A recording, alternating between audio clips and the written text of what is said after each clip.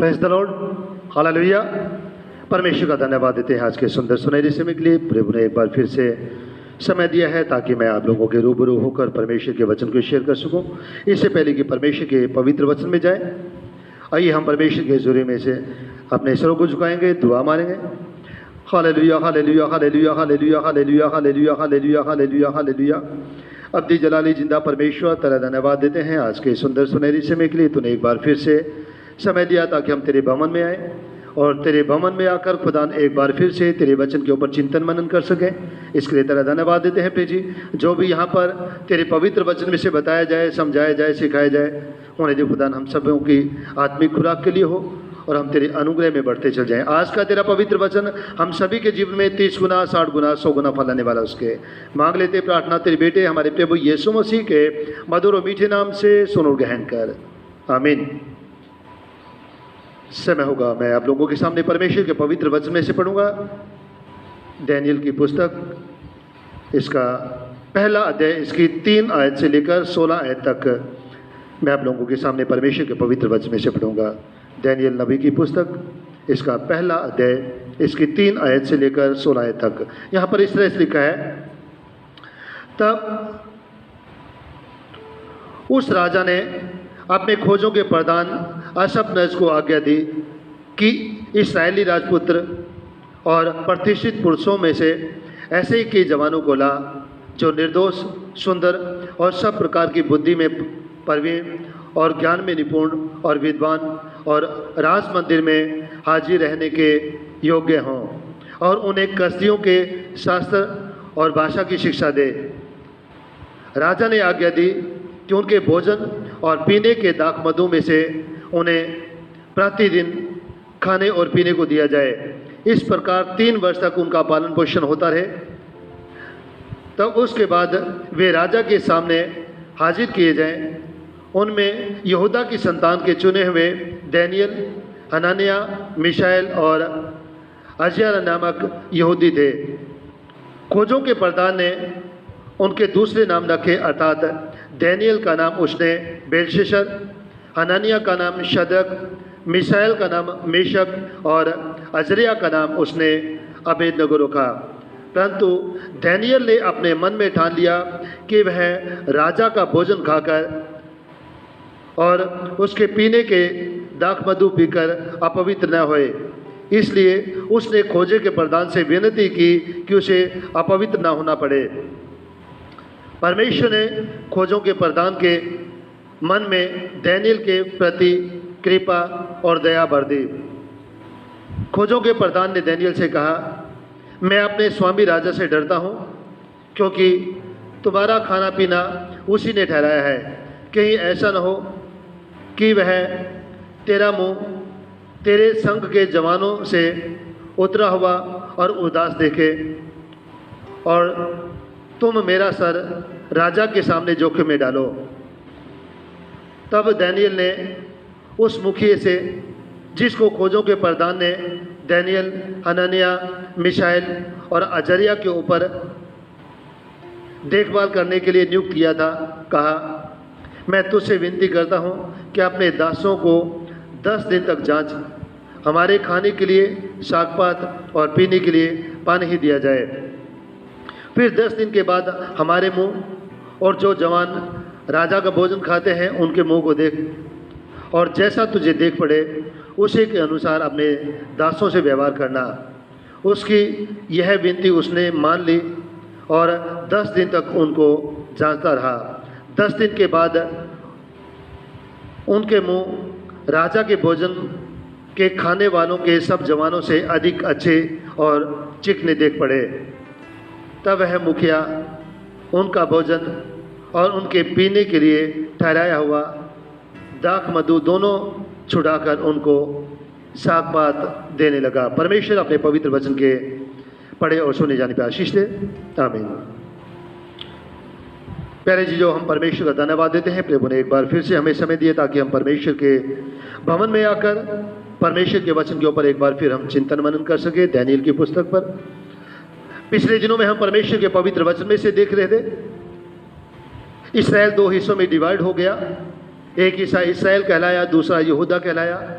और हम परमेश्वर के वचन में देखते हैं कि इस्राएली लोगों ने परमेश्वर की दृष्टि में बहुत गुनाह किए, अपराध किए। और जब हम इन राजाओं के जीवनों को देखते हैं, ज़्यादातर राजा ऐसे हुए हैं जिन्होंने वो कार्य किए जिनकी वजह से परमेश्वर इन लोगों से ना खुश था, और इसीलिए परमेश्वर ने इन लोगों को 722 बीसी में असीरिया देश की गुलामी में भेज दिया। और दूसरी तरफ यहूदा राजा रह गया, यहूदा का देश रह गया। और वचन हमें बताता है कि इन लोगों ने भी वो कार्य किए जिन कार्यों से परमेश्वर नाखुश था। हालांकि यहूदा में जो राजा हुए हैं उनमें से लगभग आधा राजा ऐसे थे जिन्होंने वो कार्य किए जो परमेश्वर की दृष्टि में ठीक है, और आधे राजा लगभग ऐसे भी हुए जिन्होंने वो कार्य किए जिन कार्यों से परमेश्वर नाखुश था। और इसीलिए परमेश्वर ने 605 बीसी में नबूकदनेस्सर राजा, जो कि कसदियों का राजा था, उससे इन लोगों के ऊपर चढ़ाई करवाई, क्योंकि इन लोगों ने अपने कार्यों के द्वारा अपने परमेश्वर को रिस दिलाई, और परमेश्वर का भवन जो यरूशलेम में परमेश्वर ने पवित्र ठहराया था उसको भी इन लोगों ने अपने कार्यों के द्वारा अशुद्ध कर दिया। हालांकि परमेश्वर समय समय पर अपने नबियों को भेजता रहा, अपने सेवकों को भेजता रहा, ताकि वो लोग इन लोगों के बीच में प्रचार करें और इन लोगों को वापस परमेश्वर की नज़दीकी में लेकर आए। लेकिन प्यारे जीजो, परमेश्वर का कलाम हमें सिखाता है कि ये लोग परमेश्वर के नबियों को ठट्ठों में उड़ाते, उसके दूतों की हंसी करते। और वचन कहता है दूसरा इतिहास इसका 36वां अध्याय, इसकी 14 से 15 से आगे बढ़ना शुरू करें। निदान परमेश्वर का क्रोध इन लोगों पर भड़क उठा और इन लोगों के बचने का कोई उपाय न रहा। फिर परमेश्वर ने कसदियों के राजा से इनके ऊपर चढ़ाई करवाई, और उस राजा ने बड़ी बेरहमी के साथ इन लोगों का कत्लेआम किया। क्या जवान, क्या बुजुर्ग, क्या बच्चे, क्या औरतें, क्या लड़कियां, बड़ी बेरहमी से इस राजा ने मारा, और बहुत सारे लोगों को गुलाम बना कर ले गया। प्यारे जीजो, जिन लोगों को नबूकदनेस्सर राजा गुलाम बना कर ले गया उनमें राजा यहोयाकीन, उसकी माता, उसके पत्नी, उसके बच्चे, राजघराने के उच्च वर्ग के लोग, शिक्षित लोग, कारीगर लोग जो गुलाम बनाकर ले जाएंगे वो लोग शामिल थे। और अपने पीछे छोड़ गए तबाही का मंजर। यरूशलेम की शहरपनाह तोड़ दी गई, परमेश्वर के भवन को आग लगाकर फूंक दिया गया, मंदिर तोड़ दिया गया, परमेश्वर के भवन में जो भी सोने चांदी और पीतल के पात्र थे वो सब उठाकर नबूकदनेस्सर राजा बेबीलोन को ले गया। और बड़े बड़े जो ऑफिसर्स थे उनके घरों को आग लगा दी, घरों को तोड़ दिया, शहर में सन्नाटा छा गया। और प्यारे जी, जो ये सब कुछ इसलिए हुआ क्योंकि जो भविष्यवाणी परमेश्वर ने अपने दास के द्वारा की थी, यिर्मयाह भविष्यद्वक्ता के द्वारा, उस भविष्यवाणी को परमेश्वर ने पूरा किया, जिसका वर्णन हम देखते हैं यिर्मयाह की पुस्तक इसका 25 अध्याय, इसकी 3 आयत से लेकर यदि हम पढ़ें तो यहाँ पर लिखा है, यिर्मयाह की पुस्तक 25 अध्याय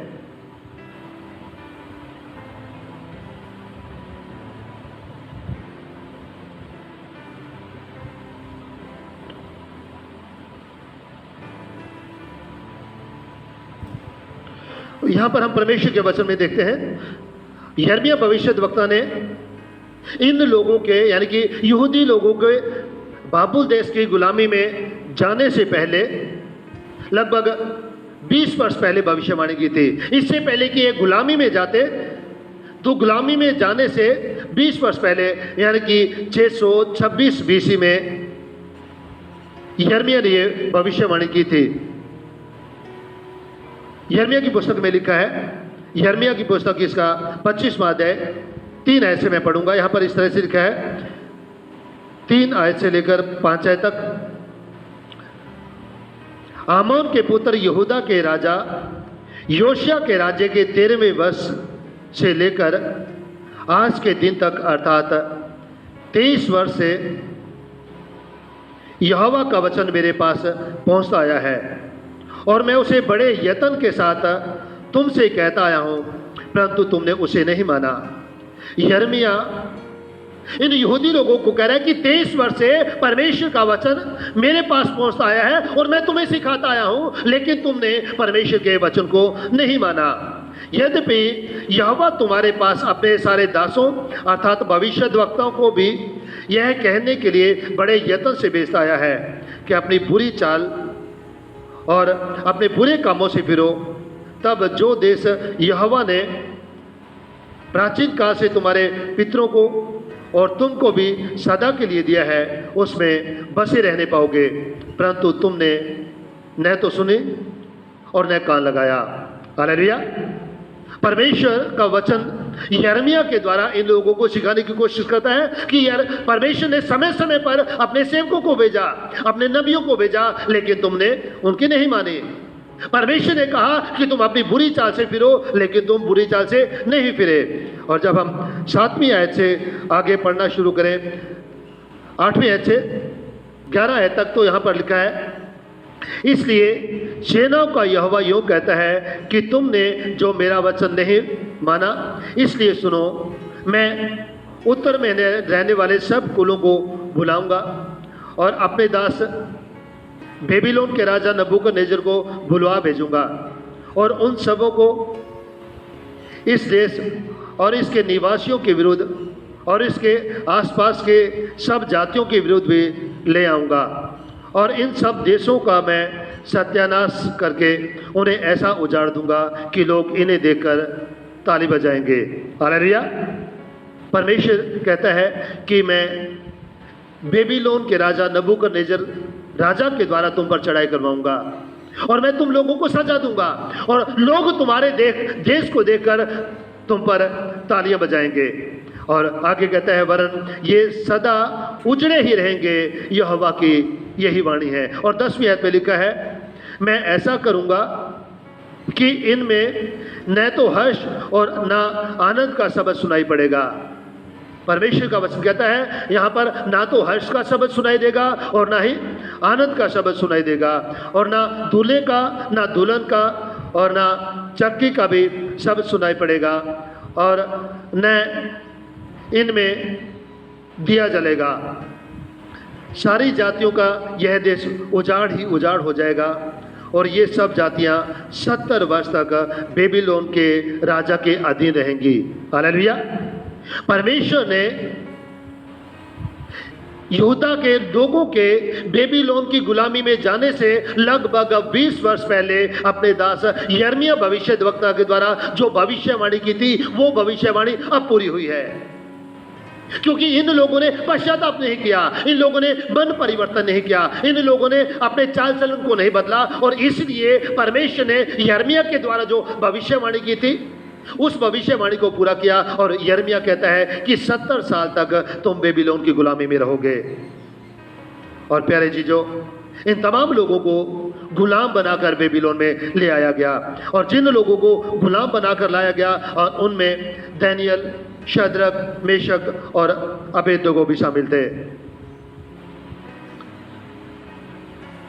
दानिय्येल का जन्म 627 BC में हुआ और लगभग ये 100 वर्ष तक जीवित रहा। और दानिय्येल की पुस्तक 533 BC में लिखी गई। और जो लोग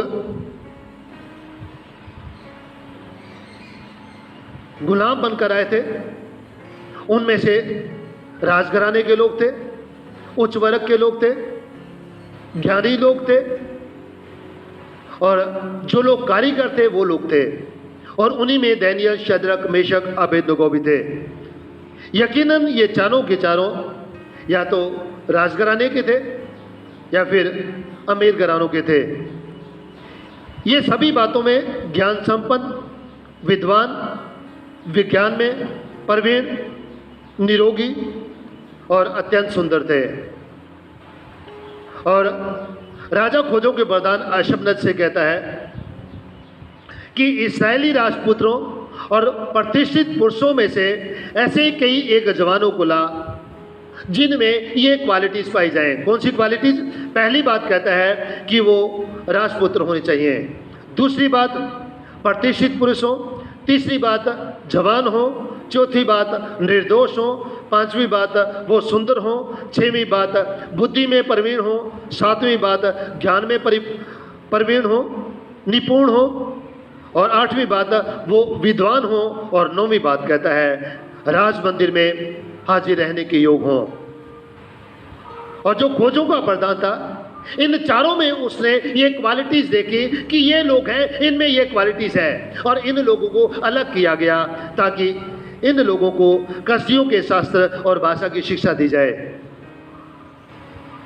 और प्यारे जीजों, यहाँ पर हम देखते हैं कि जब इन लोगों को अलग किया गया ताकि इन लोगों को कसदियों की जो शास्त्र है और भाषा है उसकी शिक्षा दी जाए, तो यहाँ पर यशाया भविष्यद्वक्ता का जो वचन है वो पूरा होता है, जिसका वर्ण यशाया 39 चैप्टर वर्स 5 to 7 पढ़े तो यहाँ पर लिखा है, यशाया 39 अध्याय इसकी 5 आयत से लेकर 7 आयत तक पढ़े तो यहाँ पर लिखा है, तब यशाया ने हिजकिय्याह से कहा, सेनाओं के यहोवा का यह वचन सुन, ऐसे दिन आने वाले हैं जिनमें जो कुछ तेरे भवन में है और जो कुछ आज के दिन तक तेरे पुरखाओं ने रखा हुआ तेरे भंडार में रखा है, वह सब बेबीलोन को उठा लिया जाएगा। यहोवा यह कहता है कि कोई वस्तु ना बचेगी। यशाया यहेजकेल राजा को कहता है कि जो कुछ तेरे भवन में है, तेरे भंडारों में है, वो सब कुछ बेबीलोन में लेकर जाया जाएगा। और प्यारे जीजों, जैसा इस भविष्यद्वक्ता ने कहा ठीक ऐसा ही हुआ। और जब हम 7वीं आयत पढ़ते हैं तो यहाँ पर लिखा है, जो पुत्र तेरे वंश में उत्पन्न हो उनमें से भी कई एक को वे बंधुआई में ले जाएंगे और वे खोजे बनकर बेबीलोन के राजभवन में रहेंगे। हालेलुया। यशाया कहता है कि ये खोजे बनकर रहेंगे राजभवन में, और जैसा कहा गया ठीक ऐसा ही हुआ। और ये दानियल, शद्रक, मेशक, अबेदनगो, इनको खोजे बनाकर राजभवन में रखा गया ताकि इनको कसदियों की शिक्षा दी जाए, वहाँ की भाषा इनको सिखाई जाए। और प्यारे जीजों, परमेश्वर का वचन हमें सिखाता है। 5वीं आयत से पढ़े, दानियल की पुस्तक इसका पहला अध्याय 5वीं आयत से पढ़े तो यहाँ पर लिखा है, राजा ने आज्ञा दी कि उनके भोजन और पीने के दाख मधु में से उन्हें प्रतिदिन खाने पीने को दिया जाए। इस प्रकार 3 वर्ष तक उनका पालन पोषण होता रहे, तब उसके बाद वे राजा के सामने हाजिर किए जाए। हालेलुया। ये खोजे के प्रधान को राजा की तरफ से हिदायत हुई कि ये जो लोग हैं, जो यहूदी लोग हैं, इनको राजा का जो भोजन है उसमें से दिया जाए। और जैसा खोजे के प्रधान को आज्ञा हुई थी वो वैसा ही करने वाला था, लेकिन दानियल अपने मन में ठान लेता है। 8वीं आयत में कहता है, परंतु दानियल ने अपने मन में ठान लिया कि वह राजा का भोजन खाकर और उसके पीने का दाख मधु पीकर अपवित्र न होए। हालेलुया। दानियल ने अपने मन में ठान लिया कि वो राजा का भोजन खाकर अपने आप को अशुद्ध नहीं करेगा, अपवित्र नहीं करेगा। और जब हम 6वीं और 7वीं आयत को पढ़ते हैं तो हम देखते हैं कि जो खोजों का वरदान है, उसने इन चारों के नाम चेंज करके अपने देवी देवताओं के नाम पर रखे। 6वीं आयत में लिखा है, उनमें यहूदा की संतान के चुने हुए दानियल, हनन्याह, मिशाएल और अजरिया नामक यहूदी थे। खोजों के प्रधान ने उनके दूसरे नाम रखे, अर्थात दानियल का नाम उसने बेलशस्सर, हनन्याह का नाम शद्रक, मिशाएल का नाम मेशक और अजरिया का नाम उसने अबेदनगो रखा। प्यारे जीजों, हम परमेश्वर के वचन में देखते हैं कि दानियल, जिसके नाम का अर्थ है परमेश्वर न्यायी है, गॉड इज जज, परमेश्वर न्यायी है। दानियल का नाम खोजे के प्रधान ने बदलकर इसका नाम बेलशस्सर रखा। बेलशस्सर जिसका अर्थ है ओ बेल प्रोटेक्ट द किंग। बाल बेबीलोन का सबसे बड़ा देवता था और हम परमेश्वर के वचन में देखते हैं कि खोजों के प्रधान ने डैनियल का नाम बेलशस्सर रखा और बेलशस्सर शब्द जो है डैनियल की पुस्तक में मात्र 6 बार आया है, क्योंकि डैनियल को भी ये नाम पसंद नहीं था। और डैनियल शब्द जो है डैनियल की पुस्तक में 75 बार इस्तेमाल हुआ है।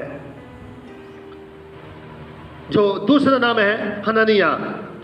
हननिया का अर्थ है गॉड इज ग्रेसियस, परमेश्वर अनुग्रहकारी है, और इसका नाम बदलकर शद्रक रखा। और शद्रक का मतलब है कमांड ऑफ अकू। अकू बेबीलोन का एक देवता था, उसके नाम पर हननिया का नाम शद्रक रखा। और तीसरा था मिशाएल, और मिशाएल का नाम चेंज करके इसका नाम रखा हननिया का मिशाएल का नाम, इसके नाम का अर्थ है लाइक गॉड, और इसका नाम बदलकर मेशक रखा, जिसका मतलब है हु इज एज अकू, जो अकू के समान है। और जो चौथा है उसका नाम है अजर्या। अजर्या का अर्थ है हुम यहोवा हेल्प, जिसकी यहोवा मदद करे, और इसका नाम बदलकर अबेदनगो रखा गया, जिसका मतलब है सर्वेंट ऑफ नेबो, नेबो का सेवक। नेबो बेबीलोन का विज्ञान का देवता माना जाता था। और इस तरह से इन चारों के नाम बदलकर बेबीलोन के जो देवता हैं उनके नाम पर रखे गए, और इनको वो खाने को कहा गया जो खाना राजा खुद खाता था, और राजा कहता था उसी खाने में से इनको दिया जाए और वही पीने को दिया जाए। और प्यारे जी, जो परमेश्वर का वचन हमें बताता है कि डैनियल अपने मन में ठान लेता है कि मैं राजा का खाना खाकर या वो शराब पीकर मैं अपने आप को अपवित्र नहीं करूंगा। उसने अपने मन में ठान लिया, हालांकि सारी परिस्थितियां डैनियल के विरुद्ध थी। डैनियल गुलाम बनकर आया है, और हम जानते हैं एक गुलाम की स्थिति क्या होती है। गुलाम अपनी इच्छा नहीं बता सकता है, जो उसको कहा जाए उसको करना पड़ेगा। लेकिन डैनियल का अभी भी विश्वास अपने परमेश्वर यहोवा के ऊपर है। डैनियल के सामने वो सारा नजारा था जो इसकी आंखों के सामने घटित हुआ कि किस तरह से नबूकदनेस्सर राजा ने इनके देश के ऊपर चढ़ाई की, बड़ी बेरहमी से लोगों को मारा, कत्लेआम किया। नबूकदनेस्सर राजा ने किस तरह से परमेश्वर के भवन को फूंक दिया, भवन को तोड़ दिया, शहर पना तोड़ दी, पूरे नगर को आग लगा दी। और जब लोग अपनी जान बचाने के लिए परमेश्वर के भवन में गए तो किस तरह से इस राजा ने बड़ी बेरहमी के साथ परमेश्वर के भवन में घुसकर इन लोगों का कत्लेआम किया। इन यहूदी लोगों का मानना था कि परमेश्वर की उपस्थिति परमेश्वर के भवन में है, और यकीनन हमारा परमेश्वर हमें बचाएगा। और एक समय ऐसा था जब परमेश्वर की उपस्थिति परमेश्वर के भवन में होती थी, लेकिन अब तो खुद परमेश्वर ने इन लोगों को उस राजा के अधिकार में कर दिया है, ताकि इन लोगों को सजा दे, ताकि इन लोगों को दंडित करे, क्योंकि इन्होंने अपने जीवित परमेश्वर को छोड़ दिया। डैनियल के सामने वो सारा नजारा इसकी आंखों के सामने घूम रहा होगा। और जब इन लोगों को गुलाम बनाकर लाया गया बेबीलोन में, तो बड़ी इज्जत के साथ नहीं लाया गया होगा। बेड़ियों में बांधकर, नंगे पांव, भूखे प्यासे इनको बेबीलोन लाया गया। और उसके बावजूद भी डैनियल का भरोसा अपने परमेश्वर यहोवा के ऊपर है। उसका भरोसा है कि हमने जो किया, हमारे गुनाहों की हमें सजा मिली है, हमारे बाप दादों ने जो किया उनके गुनाहों की सजा हमें मिली है। डैनियल इस बात को अच्छी तरह से जानता था, लेकिन डैनियल परमेश्वर के वचन को पढ़ने वाला था, परमेश्वर के वचन को जानने वाला था। इसलिए वो खोजों के प्रधान से कहता है कि अपने मन में ठान लेता है कि वो राजा का भोजन खाकर अपने आप को अपवित्र नहीं करेगा। उससे विनती करता है कि हमें अपवित्र ना होना पड़े। हमें सिंपल जो खाना है हमें वो दिया जाए, सिंपल साग पात और पानी पीने को दिया जाए। और खोजों का प्रधान कहता है कि तुम मेरी जान को राजा के दृश्य में जोखिम में डालते हो, मेरी जान को तुम जोखिम में डालते हो। दानियेल कहता है कि अपने दासों को 10 दिन तक आजमाओ और हमें सिंपल साग पात दिया जाए और पानी दिया जाए, और 10 दिन के बाद हमारे चेहरे देखना और उन लोगों के चेहरे देखना जो राजा का भोजन खाते हैं, और फिर जो तुझे अच्छा लगे तू हमारे साथ वैसा ही व्यवहार करना। और जब खोजों के प्रधान ने 10 दिन तक इनको सिंपल साग पात दिया, सिंपल पानी दिया, और उसके बाद उन लोगों को देखा जो लोग राजा का भोजन खाते थे और इन लोगों के चेहरों को देखा, तो वचन बताता है कि इनके चेहरे उन लोगों के चेहरों से ज्यादा चमकदार थे, ज्यादा खूबसूरत थे, और ये जो लोग हैं ज्यादा सुंदर दिखाई दे रहे थे। और प्यारे जी, जो परमेश्वर का वचन हमें सिखाता है कि खोजों का प्रधान इन लोगों को सिंपल साग पात देने लगा, सिंपल भोजन देने लगा। दानियेल अपने मन में ठान लेता है कि वो राजा का भोजन खाकर अपने आप को अपवित्र नहीं करेगा।